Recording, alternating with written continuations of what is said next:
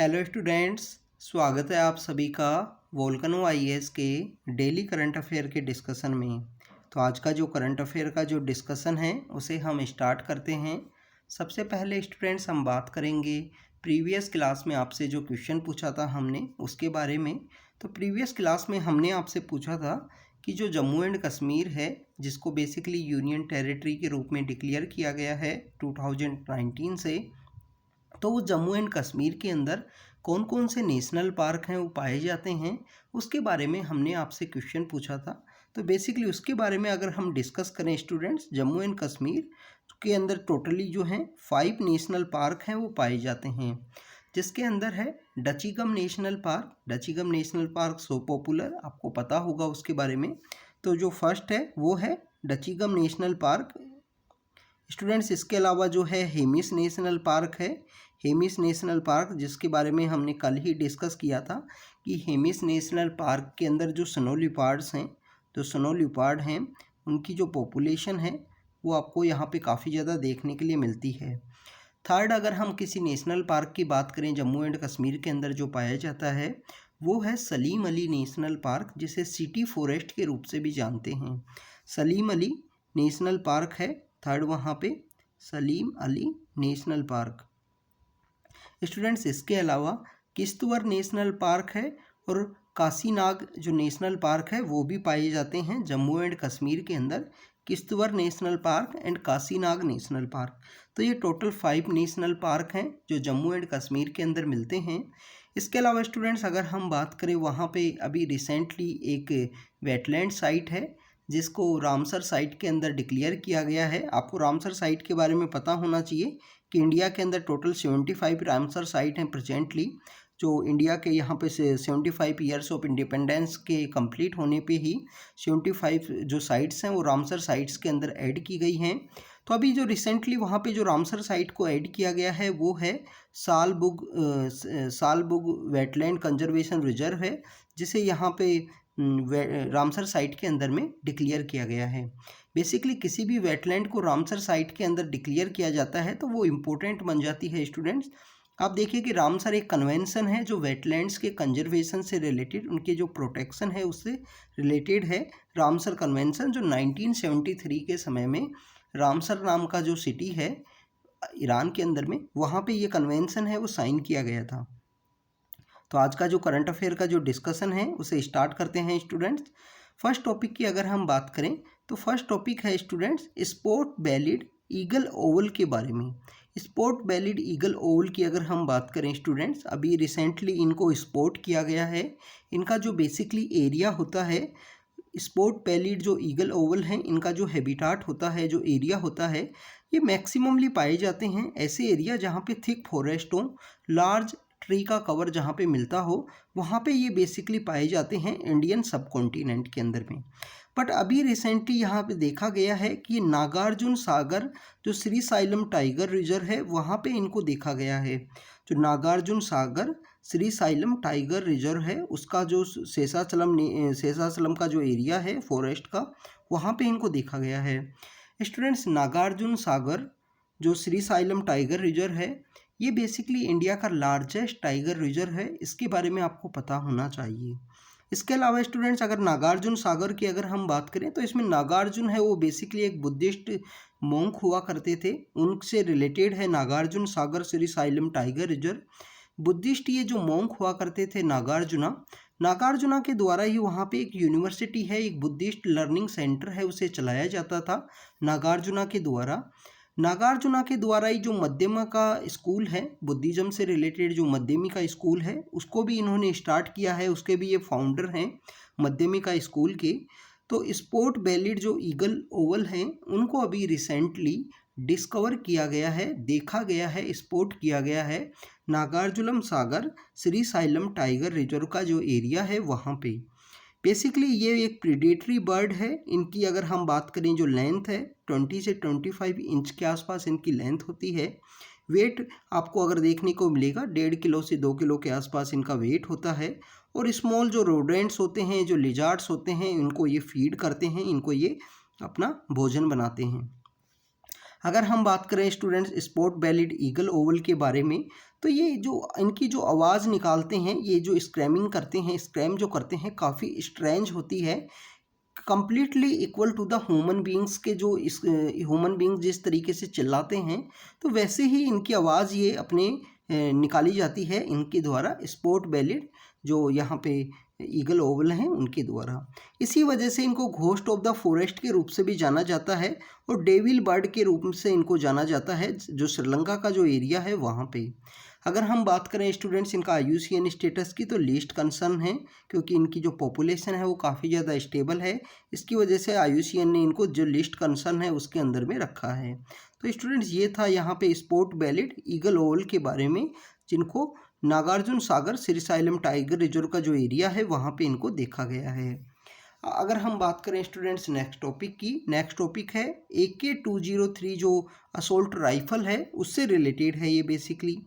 Students in rifles का जो production है इंडिया के अंदर, बेसिकली आपको पता है कि आफ्टर द 70 ईयर्स या 75 ईयर्स ऑफ इंडिपेंडेंस तक भी जो इंडिजीनियस जो फॉरेस्ट का जो प्रोडक्शन है वो नहीं था, वो इंडिजीनियस जो डिफेंस सेक्टर से रिलेटेड जो वेपन्स हैं उनका जो प्रोडक्शन है वो नहीं था। तो उसी प्रोडक्शन को यहाँ पे फुलफ़िल करने के लिए हमारी गवर्नमेंट के द्वारा काफ़ी सारे इनिशिएटिव्स लिए गए हैं, जिसके अंदर मेक इन इंडिया इनिशिएटिव है। मेक इन इंडिया इनिशिएटिव्स के थ्रू यहाँ पे आपको देखने के लिए मिलता है कि मेक इन इंडिया के थ्रू यहाँ पे जो गवर्नमेंट, यहाँ पे जो हमारे जो इंडिया है इसके अंदर ही कम्प्लीटली यहाँ पे आपको मैन्युफैक्चरिंग जो यूनिट्स हैं वो इस्टेब्लिश की गई हैं। तो उसी का एक रिजल्ट है कि इंडिया और रसिया के द्वारा एक जॉइंट वेंचर यहाँ पे स्टार्ट किया गया था। इस जॉइंट वेंचर के थ्रू आपको AK-203 जो असोल्ट राइफल है उसका जो प्रोडक्शन है वो स्टार्ट हुआ है उत्तर प्रदेश के अंदर। बेसिकली ये जॉइंट वेंचर है और ये इंश्योर करता है कि 100% जो इंडिजीनियस प्रोडक्शन है AK-203 जो असोल्ट राइफल है उसका यहाँ पे इंडिया में इंडिजीनियस प्रोडक्शन यहाँ पे आपको देखने के लिए मिलेगा। कोरवा उत्तर प्रदेश है, वहाँ पे जो इसका जो प्रोडक्शन है वो स्टार्ट हुआ है। AK-203 असोल्ट राइफल की अगर हम बात करें स्टूडेंट्स, काफ़ी हाई क्वालिटी की convenient and model small arms के रूप में इनको जाना जाता है।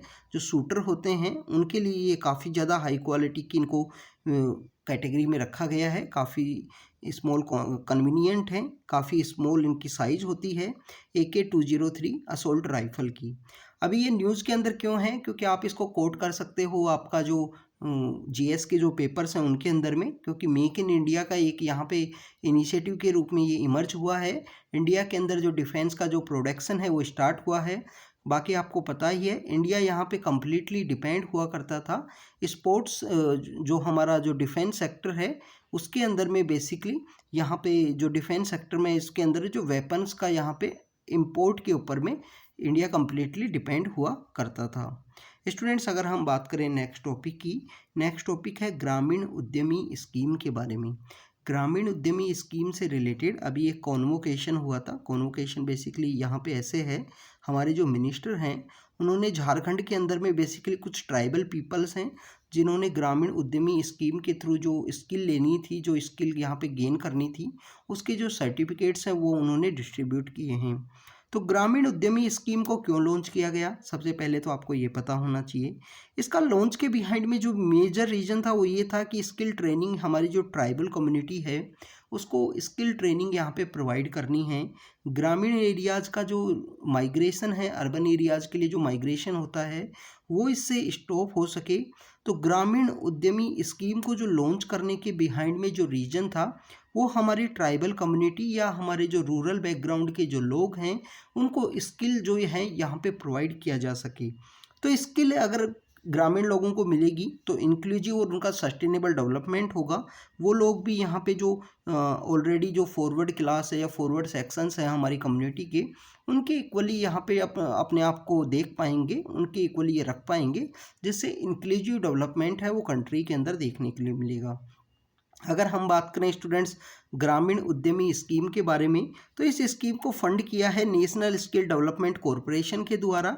नेशनल स्किल डेवलपमेंट कॉरपोरेशन की अगर हम बात करें स्टूडेंट्स, एक non profit public limited company है जिसे मिनिस्ट्री ऑफ फाइनेंस के द्वारा स्टार्ट किया गया है। इसको मिनिस्ट्री ऑफ फाइनेंस के द्वारा 2008 के समय में स्टार्ट किया गया था। अब आप देखेंगे कि मैक्सिमम स्टूडेंट्स यहाँ पे कंफ्यूज होते हैं। National skill development corporation basically skill India इस जो मिशन है जो 2014 में आया, उससे काफ़ी पहले इसको स्टार्ट कर दिया गया था। 2008 के समय ही इसको स्टार्ट कर दिया गया था under the PPP model, public private partnership के मॉडल के रूप में मिनिस्ट्री ऑफ फाइनेंस के द्वारा इसको यहाँ पे स्टार्ट किया गया था। ये बेसिकली अगर हम बात करें हमारे कंट्री के अंदर जो स्किल है वो किस तरीके से प्रोवाइड की जाएगी, कौन कौन से स्टेट्स हैं उनके साथ में किस तरीके से कोलैबोरेशन किया जाएगा, उन सब के ऊपर ये वर्क करती है नेशनल स्किल डेवलपमेंट कॉरपोरेशन। ग्रामीण उद्यमी स्कीम की बात करें जिसमें ट्राइबल लोगों को हमारे जो रूरल माइग्रेशन है उसको स्टॉप करने से रिलेटेड जो यहाँ पे जो स्किल है वो प्रोवाइड करनी थी। तो बेसिकली स्टूडेंट्स ये प्रोजेक्ट इम्प्लीमेंट किया गया है महाराष्ट्र, राजस्थान, गुजरात, मध्य प्रदेश, झारखंड और छत्तीसगढ़, ये जो स्टेट हैं इन्हीं के अंदर इस प्रोजेक्ट को यहाँ पे इम्प्लीमेंट किया गया है। इम्प्लीमेंट इनको किया गया है संसदीय संकुल परियोजना के अंडर में, जिसके थ्रू यहाँ पे रूरल माइग्रेशन को स्टॉप करना था और जो हमारे ट्राइबल कम्युनिटी है उनको मैक्सिमम जो यहाँ पे स्किल है वो प्रोवाइड किया जा सके, उस स्किल का यूज करते हुए वो कोई भी अपना जो एमएसएमई इंस्टीट्यूशन है, एमएसएमई कोई भी उनकी जो इंडस्ट्री है उसको स्टार्ट कर सकें। आप देखिए कि ग्रामीण उद्यमी स्कीम है उसको ट्राइबल जो हमारे स्टेट्स हैं, जो सेंट्रल इंडिया के जो या नॉर्दर्न इंडिया के जो स्टेट्स हैं जिसमें के अंदर ट्राइबल पॉपुलेशन काफ़ी अच्छी देखने के लिए मिलती है। आप देखिए कि मध्य प्रदेश के अंदर सबसे ज़्यादा ट्राइबल कम्युनिटी देखने के लिए मिलती है हमको। राजस्थान में जो सदर्न राजस्थान है, गुजरात के अंदर भी आपको देखने के लिए मिलती है जो सूरत का जो एरिया है वहाँ पे। झारखंड एंड छत्तीसगढ़ के अंदर आपको जो ट्राइबल पॉपुलेशन है वो काफ़ी ज़्यादा देखने के लिए मिलती है। और महाराष्ट्र का अगर हम बात करें, महाराष्ट्र का जो नॉर्थ ईस्ट का जो एरिया है वहाँ पे काफ़ी ज़्यादा जो ट्राइबल पॉपुलेशन है वो देखती है। तो इसी वजह से इस कुछ स्टेट्स में इसको पायलट बेसिस पे स्टार्ट किया गया था ग्रामीण उद्यमी स्कीम को। तो स्टूडेंट्स ये आज का हमारा करंट अफेयर का डिस्कशन था। ग्रामीण उद्यमी स्कीम के बारे में हमने डिस्कस किया। AK-203 जो असोल्ट राइफल है उसके बारे में डिस्कस किया, जिसको इंडिया और रशिया ने एक जॉइंट वेंचर के रूप में स्टार्ट किया है। और इंडिया का यहाँ पे 100% जो डिफेंस है उसका जो प्रोडक्शन है उसके रूप में एक इंडिजीनियस वे में इसको स्टार्ट किया गया है और इंडिया के लिए काफ़ी अच्छी एक प्राउड की बात है। इसके अलावा हमने स्पोर्ट वैलिड ईगल ओवल के बारे में देखा जो Nagarjuna Sagar Srisailam tiger reserve में स्पॉट किए गए हैं, उनके बारे में हमने देखा। तो स्टूडेंट्स ये आज का करंट अफेयर का डिस्कशन था। हम आपके लिए जो नेक्स्ट करंट अफेयर के जो डिस्कशंस के जो वीडियो बनाएंगे उसके अंदर हम कोशिश करेंगे कि जो न्यूज़पेपर के अंदर जहाँ पे न्यूज़ मेंशन की गई है तो उसकी जो फ़ोटो है वो भी हम यहाँ पे लगा सकें, जो बेसिकली आपके लिए काफ़ी इजी हो अगर आप न्यूज़पेपर को रीड करते हो या आपको एनालाइज करते हो कि कहाँ से हमने ये जो न्यूज़ है वो यहाँ से ली है आपके लिए। तो स्टूडेंट्स कोशिश करेंगे हम आने वाले जो ये जो करंट अफेयर का डिस्कशन है इसमें चेंज करने की, कि आपके लिए जो न्यूज़पेपर की जो फ़ोटो है वो यहाँ पे लगाई जा सके। तो स्टूडेंट्स आप बने रहिए हमारे साथ, हम कंटिन्यू इसी तरीके से आपको अपडेट करते रहेंगे। Thank you students, thank you very much.